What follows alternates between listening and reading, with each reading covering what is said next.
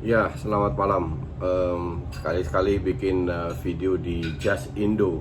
Sekarang gue mau bahas tentang Sintayong, timnas yang baru 1-2 hari ini beredar kabar bahwa dia melakukan kritik di media di Korea. Oke, gue sempet baca di Twitter, di media apa yang dia katakan. Ini coba kita berusaha untuk netral, kalian juga ya netral, berpikir dari sudut pandangnya PSSI, berpikir dari sudut pandangnya Sintayong. Oke. Salah satu alasan kenapa Sintayong diminta adalah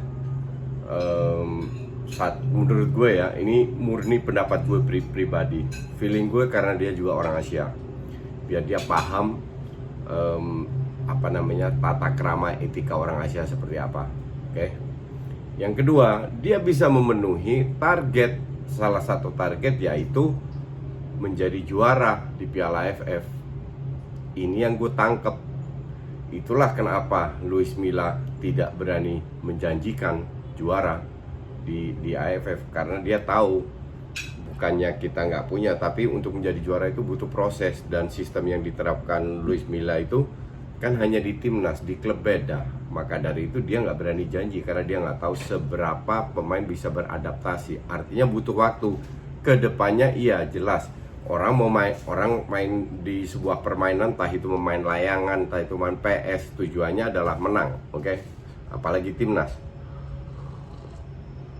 Tapi gue rasa fair juga, kalau gue ditanya, nggak pernah gue janjikan waktu gue jadi pelatih timnas, gue nggak pernah janji, oh ini harus juara, nggak. Mereka nggak kasih target pun, kita semua mau jadi juara. Oke. Jadi untuk gue nggak begitu, itulah nggak begitu, nggak fair, nggak masuk akal. Apalagi dulu zaman gue nggak pernah dapat fasilitas friendly match ini itu dan lain-lain. Jadi bahkan untuk gue sih BFN nggak punya hak untuk meminta jadi juara, karena fasilitas kita sangat minim. Oke. Nah sekarang kita ke Sintayong. Pada saat Ratu Tisha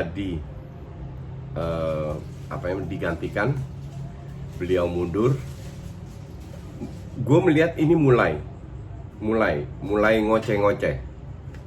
Sampai Fahri Husaini mengkritik juga lewat media, pelatih luar kita sudah banyak yang melatih Indonesia, tapi nggak ada satu yang mengoceh seperti ini. Fahri benar dan gue setuju. Tapi di sisi lain kita berusaha melihat positifnya. Yang dilakukan Sintayong adalah mengungkapkan kekurangan timnas, dan itu nggak ada salahnya juga. Oke. Hanya gue bilang jangan sampai kekurangan yang diungkapkan menjadi alasan pada saat dia tidak perform. Gue kasih contoh nih, dia bilang pemain timnas hanya bisa bermain maksimal selama 20 menit. Oke. Kalau gue jadi pelatih, dia benar, dia nggak salah. Asumsi dia benar. Kalau gue jadi pelatih, gue tahu pemain gue hanya maksimal bisa 20 menit, gue rubah strategi bermainnya. Mungkin parameter dia adalah Korea, secara fisik bagus, nggak ada yang menyangkal itu. Oke. Tapi kalau lu pegang Indonesia yang berapa level di bawah Korea, lu mau samakan gaya bermainnya, nggak make sense. Nggak make sense, karena kita terlalu banyak kekurangan. Maka dari itu dia harus melihat kelebihan kita yang kita punya juga, beberapa kelebihan kita, dan strategi diadaptasi berdasarkan kelebihan yang kita miliki, bukan berdasarkan kekurangan. Oke. Mulai dari situ. Habis itu adem ayem, kena istirahat semua, dipulangkan. Kemarin dengar lagi, gue sempet nggak percaya loh. Gue sempet bicara dengan beberapa temen gue yang terlibat dalam sepak bola Indonesia. Gue bilang, lu udah baca artikel ini? Dia bilang, wah itu dipelintir kali ya. Nggak tahu, bisa juga. Terus tadi gue baca reaksi dari PSSI. PSSI mengatakan, dan ini sudah gue bilang, PSSI melakukan hal yang benar, yaitu tidak memberikan komentar sama sekali, menunggu reaksi dari Sintayong. Apakah benar dia mengatakan itu, dan tujuannya apa, Maksudnya apa? Tidak selalu negatif. Kita coba berusaha optimis saja, melihat positifnya. Jika itu terjadi, mencari solusi bersama. Karena tuduhan yang dilontarkan itu cukup keras, yaitu PSSI tidak mendukung program-programnya Sintayong. PSSI sudah berubah. Contoh, Sintayong minta TC di Korea, PSSI bilang, enggak, kita TC di sini. Pada saat PSSI mengatakan itu, bukan berarti PSSI tidak mendukung dong.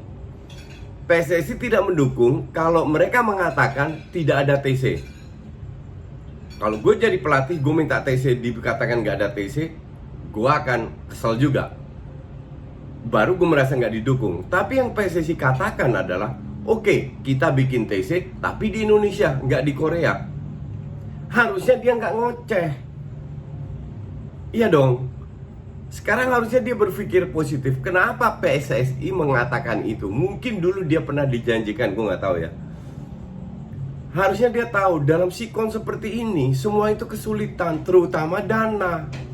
Gaji dia dipotong 50% dan dia kayaknya nggak masalah juga.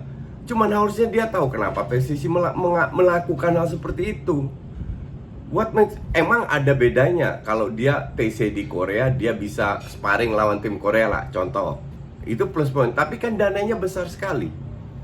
Nah, kalau dia sparring di sini, memang nggak bisa sparring lawan tim yang kuat lah, istilahnya. Tapi at least lu kan bisa sparring, lu bisa bentuk gitu loh. Jadi untuk gue itu bukan alasan, bukan alasan untuk dilontarkan ke media. Terus apalagi dia katakan target terlalu tinggi. Dia bilang PSSI minta juara AFF, U20 masuk ke, atau U19 masuk ke perempat final Piala Asia ya, kalau nggak salah. Terus U16 apa gitu, ada beberapa target. Kalau FA memberikan target dan diberikan fasilitas, itu wajar untuk gue. Ya dong, gue 5 tahun pelatih timnas, gue diminta pada saat kita ke FF, ya Coach Justin, kita harus jadi juara. Alasannya apa? Ya karena sepak bola lagi nggak perform, ya kan lucu. Terus lu kasih gue apa? Apakah lu kasih gue sparring? 0, 0, nggak ada sparring. Gue masih inget, kita ke Bandung aja nggak ada duit untuk sparring. Jadi pokoknya lu nggak gue kasih apa-apa, lu harus jadi juara. Kita berapa kali runner up, ranking 3, hampir selalu dapat medali. Itu juga prestasi berdasarkan fasilitas yang kita miliki. Kalau PSSI memberikan banyak fasilitas terhadap Sintayong untuk U19, untuk U16, untuk timnas senior, wajar kalau mereka, apalagi di ASEAN. Come on, gue selalu berkali-kali bilang level kita itu bukan ASEAN, Asia. Bahwa kita tidak jadi juara nggak masalah, yang penting kita ke Asia, bisa bersaing di Asia. Karena apa? Jumlah pemain bola kita jauh lebih banyak, bukan rakyat ya, pemain bola jauh lebih banyak daripada Thailand dan Vietnam. Kalau mereka bisa, kita juga harus bisa. Harus bisa. Nah, disitulah kita bebenah. Kalau dia jawabnya ke salah satu pengurus PSSI, Anda tahu ranking kita berapa? Iya, 173. Jadi untuk dia nggak make sense. Enggak, itu make sense. Kalau dia merasa itu tidak masuk akal, buat apa PSSI sewa pelatih bayar 1,5 M sebulan kalau nggak salah? Kalau dia tidak bisa meraih itu, buat apa? Ambil pelatih lokal aja. Seto bisa kok, yakin gue. Setonya PSIM sekarang ya.